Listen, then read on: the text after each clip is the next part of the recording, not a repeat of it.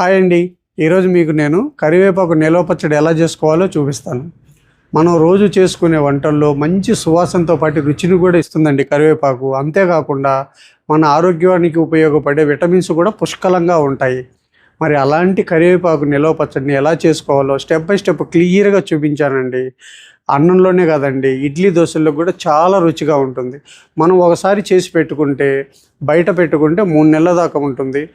అదే ఫ్రిడ్జ్లో పెట్టుకుంటే 6 నెలల దాకా నిలువ ఉంటుందండి. మరి ఇంకెందుకు ఆలస్యం, రండి వెళ్ళి రెసిపీ చేసేద్దాం. ముందుగా మనం కరివేపాకుని కాటా పెట్టుకుందాం.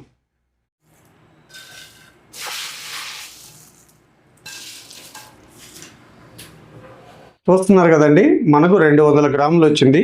ఇప్పుడు ఈ కరివేపాకుని శుభ్రంగా కడుక్కుందాం.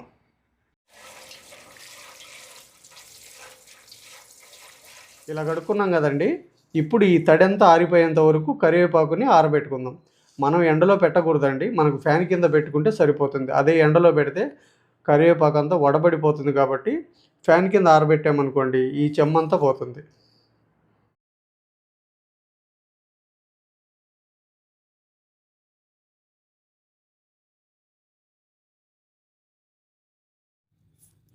మనం తీసుకున్న 200 గ్రాముల కరివేపాకుకి నేను ఇక్కడ 80 గ్రాముల చింతపండు తీసుకున్నానండి.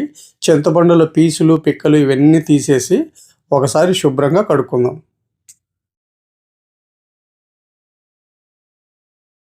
ఇలా కడుక్కున్నాం కదా, ఇప్పుడు చింతపండు మునిగేంత వరకు నీళ్లు పోసి నానబెట్టుకుందాం. ఇప్పుడు స్టవ్ మీద ఒక పాన్ పెట్టుకొని టేబుల్ స్పూన్ మెంతులు, 4 టేబుల్ స్పూన్ల ఆవాలు, 2 టేబుల్ స్పూన్ల ధనియాలు,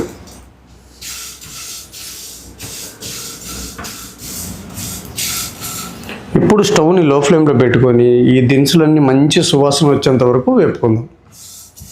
దినుసులన్నీ మంచి సువాసన వస్తున్నాయండి. ఇప్పుడు ఒక ప్లేట్లోకి తీసుకుందాం.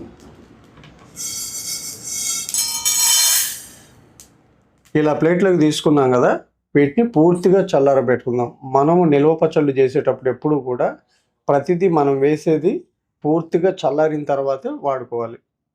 ఇప్పుడు ఇదే పండులో మనం ముందుగానే నానబెట్టుకున్న ఈ చింతపండును వేసి ఈ నీళ్ళన్నీ ఇంకిపోయేంత వరకు ఉడికించుకుందాం. చూస్తున్నారు కదా, నీళ్ళన్నీ ఇంకిపోయి చింతపండు గుజ్జుగా అయింది. ఇప్పుడు దీన్ని స్టవ్ ఆఫ్ చేసుకొని పూర్తిగా చల్లారబెట్టుకుందాం. మనకు చింతపండు చల్లారేలోపు స్టవ్ మీద ఒక గిన్నె పెట్టుకొని 1/2 లీటర్ నీళ్లు పోసుకొని ఒక 5 నిమిషాలు మరిగించుకుందాం. చూస్తున్నారు కదండి, నీళ్ళని ఇలా తెల్లగా పెట్టుకోవాలి. మనము నిల్వ పచ్చళ్ళు చేసేటప్పుడు చన్నీళ్ళు వేసామంటే పచ్చడి త్వరగా పాడైపోతుంది, త్వరగా బూజు వస్తుంది. ఇప్పుడు స్టవ్ మీద ఒక కడాయి పెట్టుకొని 4 టేబుల్ స్పూన్ల ఆయిల్ వేసుకుందాం. మనం ఇక్కడ 200 గ్రాముల కరివేపాకుని ఫ్రై చేసుకోవాలి కాబట్టి నేను 4 టేబుల్ స్పూన్లు వేసానండి. ఈ మాత్రం ఆయిల్ ఉండాలి కరివేపాకు వేపుకోవటానికి. ఇప్పుడు మనం ముందుగానే శుభ్రంగా కడిగి ఆరబెట్టుకున్న కరివేపాకును వేసుకుందాం.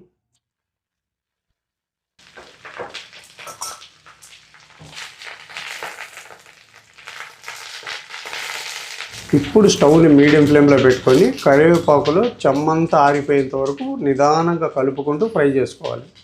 చూస్తున్నారు కదండి, కరివేపాకు అంతా చక్కగా వేగింది. మనకు కరివేపాకు వేగింది అని మనకి ఎలా తెలుస్తుందంటే, మనం కలిపినప్పుడు చిటపటం అనే సౌండ్ రాలేదంటే కరివేపాకు పూర్తిగా వేగినట్టు. అదే చిటపటం అంటుంది అనుకోండి, ఇంకో నిమిషం పాటు వేపండి.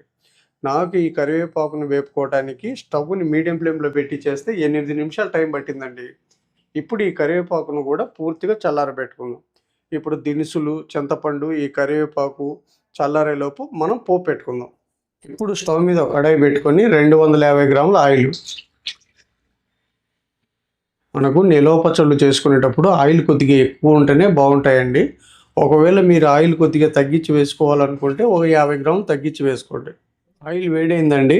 1 టేబుల్ స్పూన్ ఆవాలు, 1/2 టేబుల్ స్పూన్ జీలకర్ర, కచ్చా పచ్చాగా దంచుకున్న ఒక 10 వెల్లుల్లి రెబ్బలు, అలాగే ఒక 5-6 ఎండుమిర్చి ముక్కలు,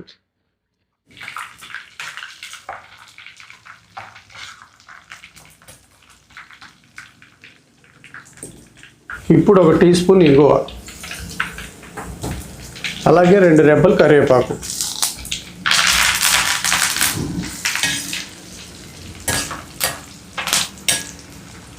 పోపు వేగిందండి.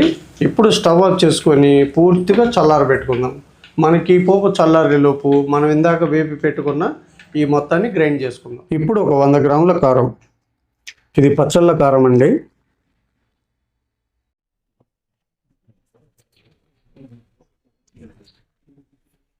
నేను తీసుకున్న ఈ క్వాంటిటీకి 100 గ్రాముల కారం వేస్తున్నాను. మీరు ఒకవేళ కారం తక్కువ తినే పడితే ఒక 10 గ్రాములు తగ్గించి వేసుకోండి.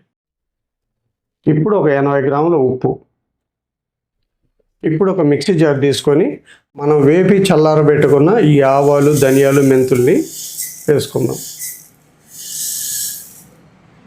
ఇప్పుడు వీటిని మెత్తగా గ్రైండ్ చేసుకుందాం. ఇట్లా మెత్తగా గ్రైండ్ చేసుకున్నాం కదా, ఇప్పుడు మనం ముందుగానే వేపి చల్లార్చి పెట్టుకున్న ఈ కరివేపాకు వేసుకుందాం.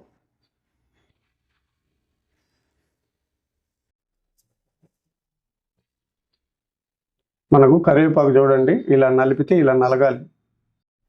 ఇప్పుడు ఉడికించి చల్లార్చి పెట్టుకున్న ఈ చింతపండు గుజ్జును కూడా వేసుకుందాం. ఇందులోనే ఉప్పు, అలాగే కారం.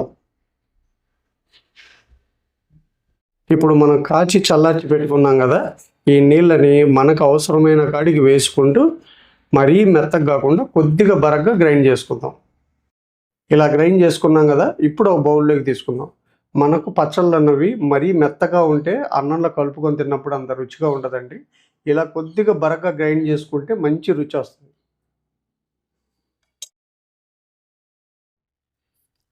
ఇప్పుడు మనం చల్లార్చి పెట్టుకున్న ఈ పోపును వేసుకుందాం.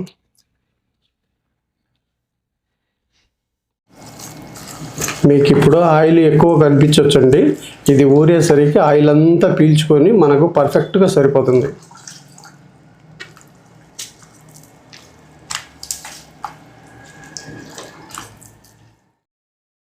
ఇలా కలుపుకున్నాం కదా, ఇప్పుడు మూత పెట్టేసి 24 గంటలు ఊరిన తర్వాత మీకు పచ్చడి ఎలా ఉంటుందో చూపిస్తాను. కొన్ని ఏరియాల్లో కరివేపాకు పచ్చడి అంటే బెల్లం వేస్తారండి. నేనైతే వేయట్లేదు. ఒకవేళ మీకు నచ్చితే వేసుకోవచ్చు. నాకేందంటే కొద్దిగా స్పైసీగా తినాలనుకుంటున్నా కాబట్టి నేను వేయట్లేదు. చూస్తున్నారు కదండి, మనం ఒక రోజంతా పచ్చడిని ఊరబెడితే పచ్చడి అంతా చక్కగా ఊరి ఆయిల్ అంతా ఇలా పైకి వచ్చింది. మనం ఇప్పుడు ఈ పచ్చడిని ఒక శుభ్రంగా తడిలేని గాజు సీసాలో కానీ జాడీలో కానీ నిల్వ చేసుకుంటే బయట ఉంచితే 3 నెలల పాటు, లేదా ఫ్రిడ్జ్లో పెట్టుకుంటే 5 నెలల పాటు నిల్వ ఉంటుందండి. మరి మీరు కూడా నేను చేసిన పద్ధతిలో ఒకసారి చేసి అది ఎలా వచ్చిందో నా కామెంట్ సెక్షన్లో చెప్పండి. వీడియో నచ్చితే లైక్ చేసి షేర్ చేసి మన ఛానల్ని సబ్స్క్రైబ్ చేసుకోండి. మళ్ళీ రేపు ఒక మంచి రెసిపీతో మీ ముందుకు వస్తా. Thank you.